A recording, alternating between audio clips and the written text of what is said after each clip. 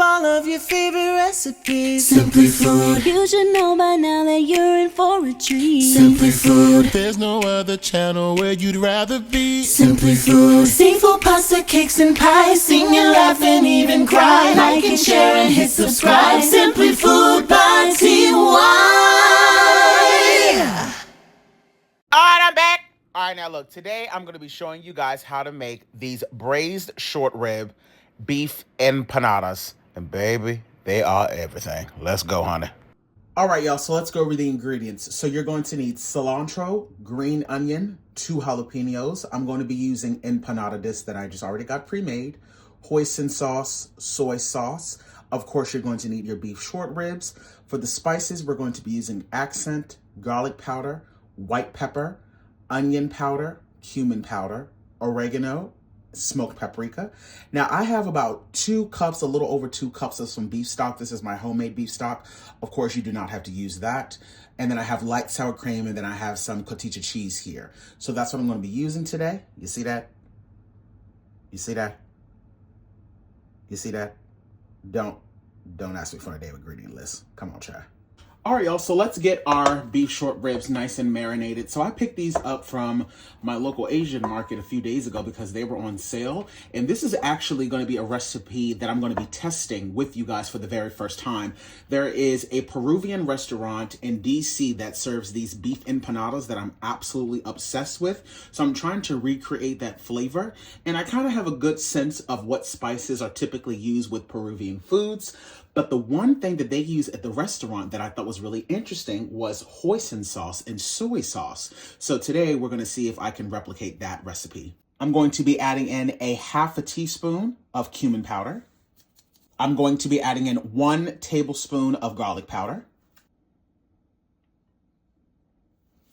1 tablespoon of onion powder,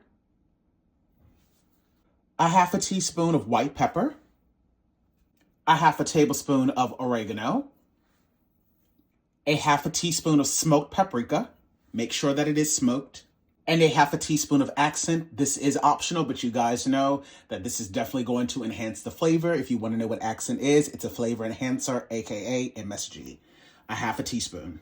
We're also going to add in a pinch of coarse kosher salt, and we're going to be adding in 2 tablespoons of hoisin sauce. Just add that right on in. And we might add in more later on. And we're going to add in 1½ tablespoons of soy sauce. Give all of this a good massage. This is what they should look like after they are beautifully marinated. And if I did not point it out earlier, these are bone-in beef short ribs. Having the bone in is going to add in a lot of flavor to the pot. I'm going to put the lid on these and I'm going to allow these to marinate for 1 hour. Now, in order to make our green sauce, I want to make sure that I really sanitize all of my veggies down because I'm pretty much going to be using all of it. So I'm going to be going in with this fruit and veggie clean spray. I'm going to make sure that I have this in my Amazon storefront should any of you guys want to get it. But essentially, I'm just going to spray these down really well, give them a massage, and then dip them in this water, which is cold water. Massage, put it in the cold water. And I'm going to do this actually to all of my veggies, to my green onion, everything. I'm just going to spray them down, give them a good massage, like so. I love this stuff. It just makes me feel like my stuff is really clean. And yes, it is safe to consume, everyone, just in case you are concerned. Literally, just put it right in the cold water, like so. And I'm going to do the exact same thing to my cilantro. And then after I let it soak in the cold water for just like a minute or so, I'm going to rinse it under cold water until everything is looking nice and clean.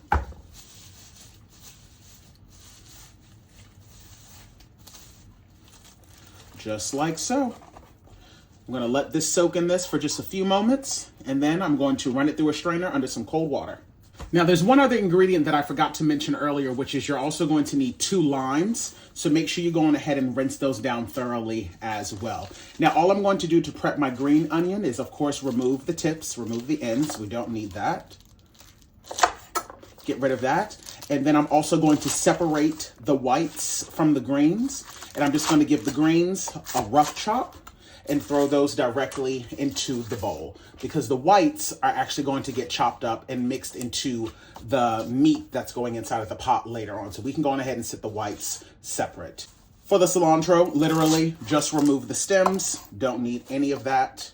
And I'm using a lot because I'm making a big batch of sauce. Put all of that directly in the bowl. Now, to actually make this, you can do it many different ways. You can use an immersion blender. You can use a blender. You can use a food processor. It really is up to you. There's no right or wrong way.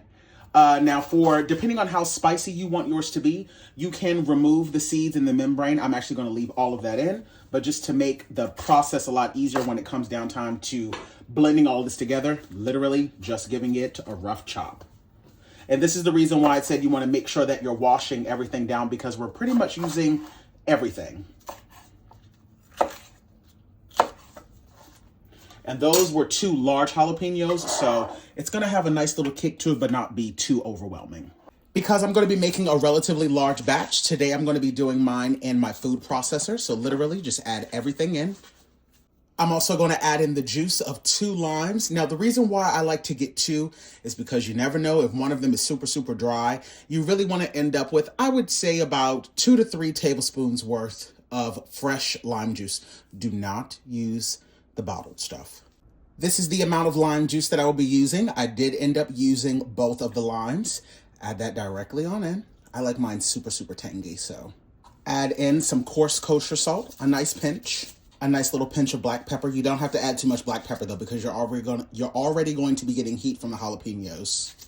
Now, if you have avocado oil, use avocado oil. I don't have it in my house today for some strange reason, so I'm going to be using olive oil. So I'm going to be adding in 3 teaspoons of olive oil. But if you have avocado oil, I would suggest use that instead.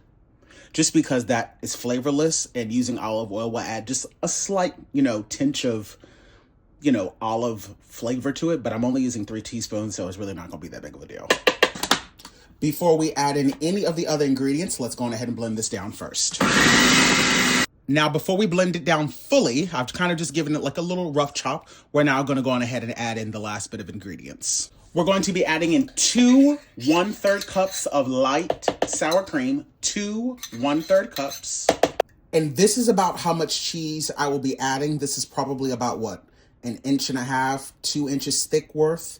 And I would say, you can see about how long that is. So this is about how much I'm going to add in. So I'm just going to kind of just break that up and put that directly in. You can add in more, you can add in less. That's completely up to you. Put the top back on and continue to mix. Perfect. And I just want you guys to see the consistency of the sauce. It's nice and thick. It's not too loose, but also not too thick, if that makes sense. For me, this is like the literal perfect consistency. And don't worry, I'm going to get all of that out. But I just want you guys to really get look at that. This is what we're going to be dipping our empanadas in. And this sauce will taste best if you make this the night before. Now go in, give it a taste, see if you would like to add in any additional salt or any additional lime. And honestly, if you find that you want it to be a little bit more spicier, add another jalapeno to it and then continue to blend it up. And you can make it as thick or as smooth as you would like, but for me, this is the perfect consistency. Sauce, all done.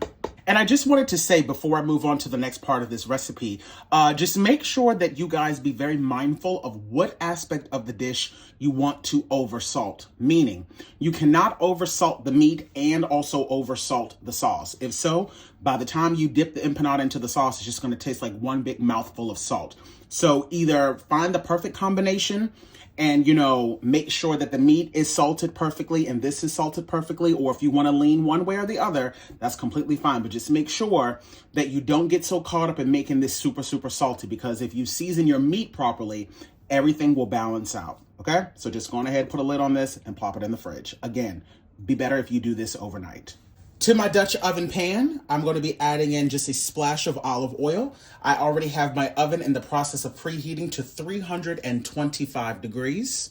Now, I'm not gonna lie, these short ribs actually smell divine. They smell insane. I'm gonna partially brown them off. I wanna make sure that I do not overcrowd the pan because I do not want them to steam. So because these are so large, I'm probably only going to do about 3 at a time, and I'm gonna brown off each side completely. Not trying to fully cook, just brown them off. Alrighty, you guys, I'm gonna take out the last of my short ribs that have now browned off beautifully. I'm going to reduce the heat on the pot. And all of that goodness that you see down at the bottom of the pot, that's going to come up now because I'm now going to go in and add in my beef stock.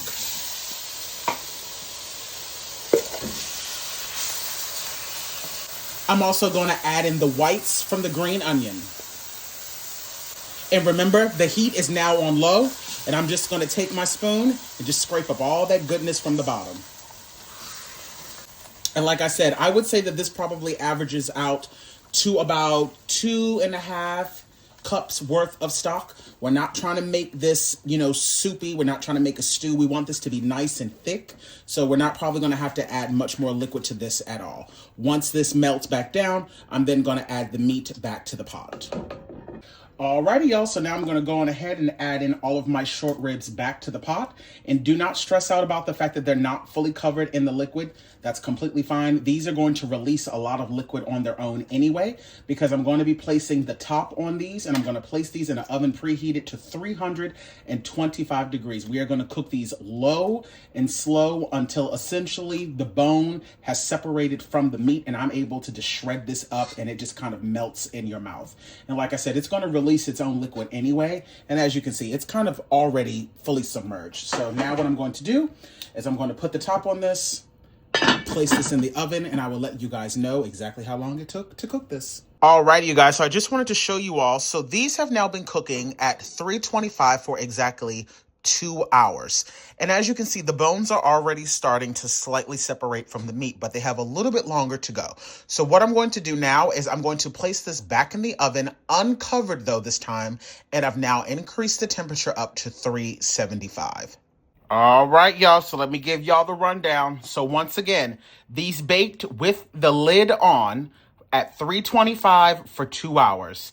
At the 2 hour mark, I removed the lid, increased the temperature to 375, and allow it to bake without the lid on for 45 minutes. And now the meat is super, super tender.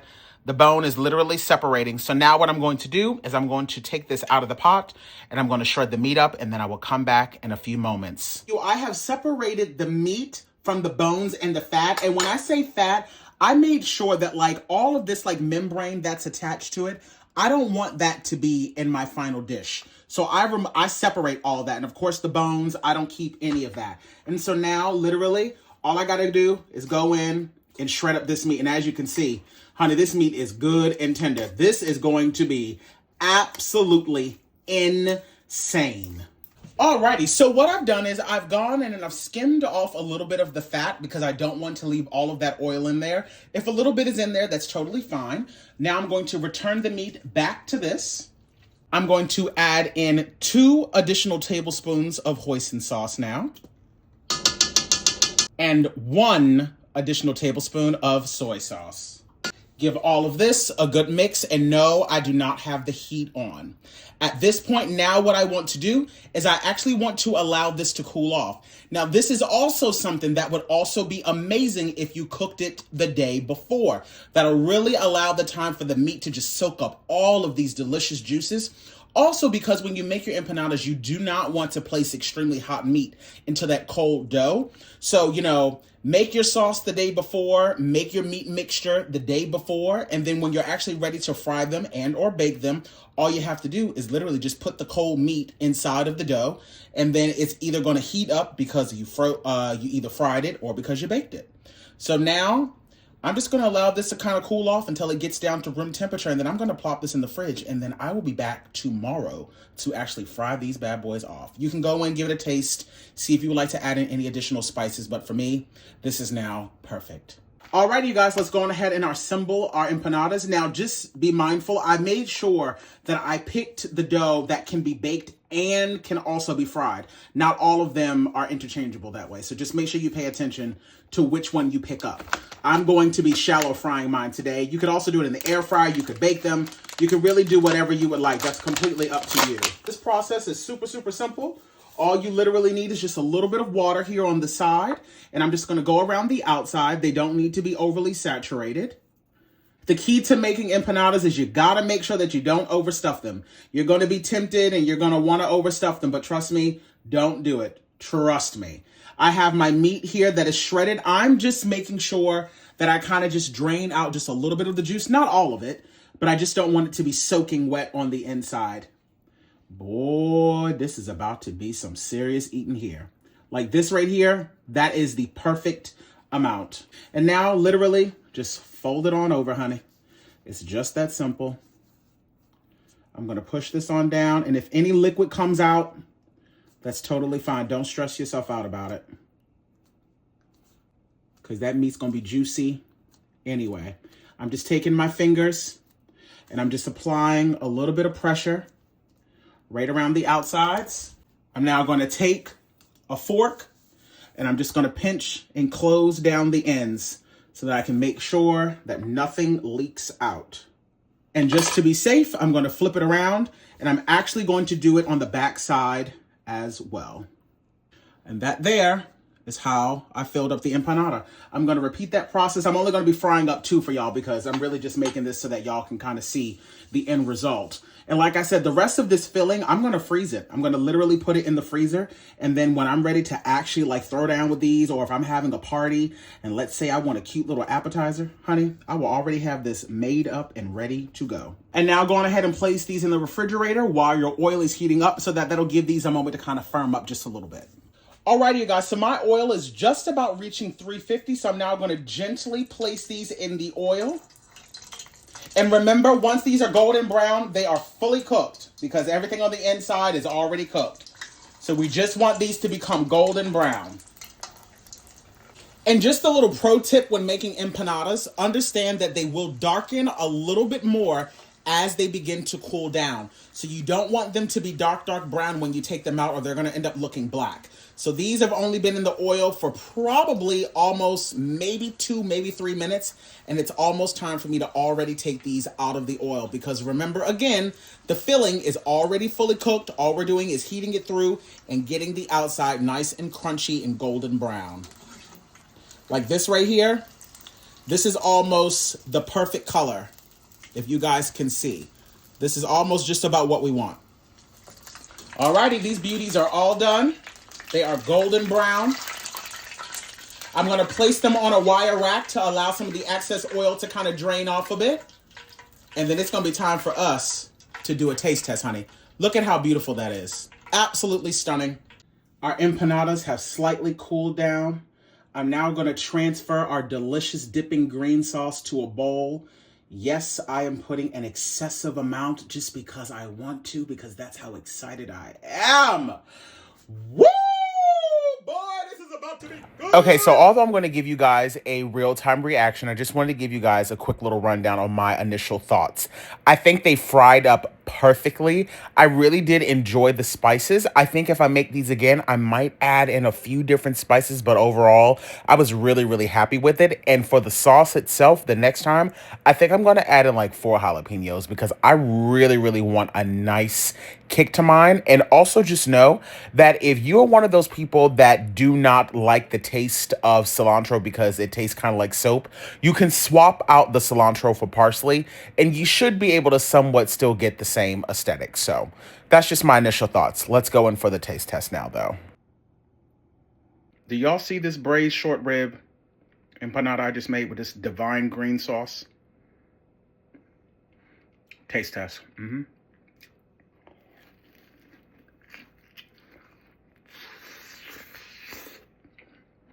Mm. Mm-hmm.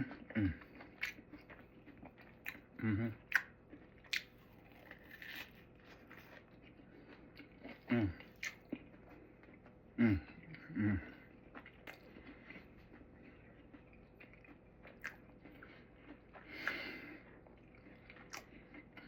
Mm-hmm. Mm-hmm. Mm. Mm-mm. Mm-hmm. Mm-hmm.